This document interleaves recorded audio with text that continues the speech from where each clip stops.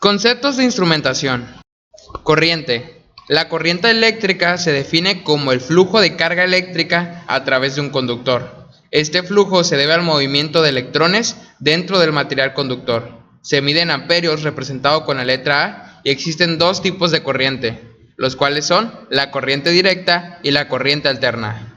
Voltaje. En ingeniería y mecánica, el voltaje, también conocido como tensión o diferencia del potencial, es una medida de la energía potencial eléctrica por unidad de carga entre dos puntos en un circuito. El voltaje es la fuerza que impulsa a los electrones a moverse a través de un conductor. Sin esta fuerza no habría flujo de corriente. Se mide en voltios con la letra V. Resistencia. La resistencia se refiere a la capacidad de un material o componente para soportar fuerzas aplicadas sin sufrir deformación excesiva o fallo estructural.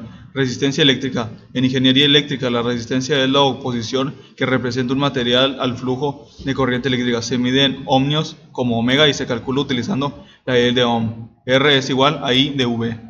Capacitancia. La capacitancia es la capacidad de un componente o circuito para almacenar energía en forma de carga eléctrica. Su unidad de medida son los fardios y se representan con la letra F. Inductancia. La inductancia es una propiedad de los circuitos eléctricos que describe la capacidad de un conductor para almacenar energía en un campo magnético cuando circula una corriente eléctrica. Unidad de medida. La inductancia se mide en hernios, H. Un hernio es la inductancia de un circuito en el que una variación de corriente de 1 amperio por segundo induce una fuerza electromotriz de 1 voltio. Fuente dependiente. Una fuente dependiente es un componente que proporciona energía en forma de voltaje o corriente, pero su valor depende de otra variable en el circuito. Ley de Ohm. La ley de Ohm es una de las leyes fundamentales de la electricidad y establece la relación entre la corriente eléctrica, el voltaje y la resistencia en un circuito. La ley se expresa con la siguiente fórmula.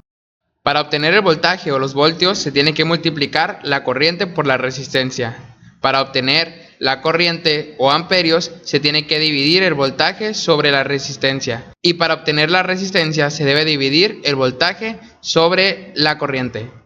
Leyes de Kirchhoff. Las leyes de Kirchhoff son fundamentales en el análisis de circuitos eléctricos y se basan en los principios de conservación de la carga y la energía. Estas leyes permiten resolver circuitos complejos determinando las corrientes y voltajes en cada componente.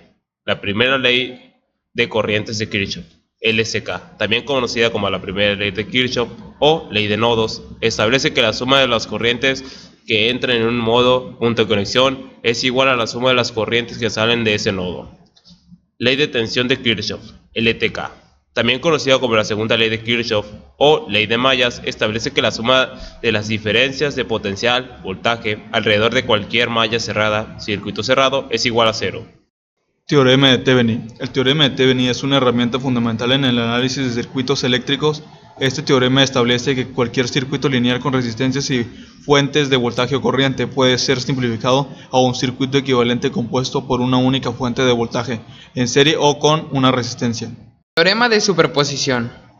El teorema de superposición es una herramienta útil en el análisis de circuitos eléctricos lineales que contienen múltiples fuentes independientes de voltaje o corriente.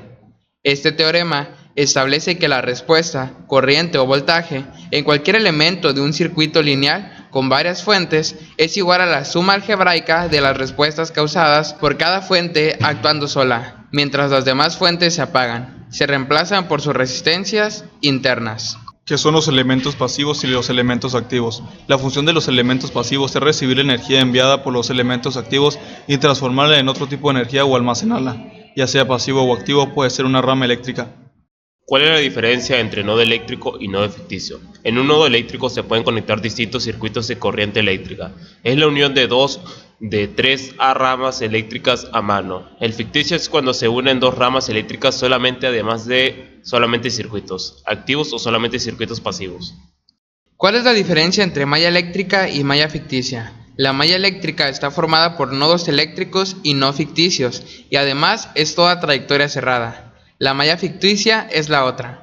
Circuito eléctrico. Un circuito eléctrico está formado por varias mallas eléctricas, además de ramas eléctricas de nodos eléctricos y nodos ficticios, en una trayectoria cerrada por donde circula la corriente eléctrica y en donde encontramos a elementos activos y pasivos interconectados entre sí. ¡Tengo más!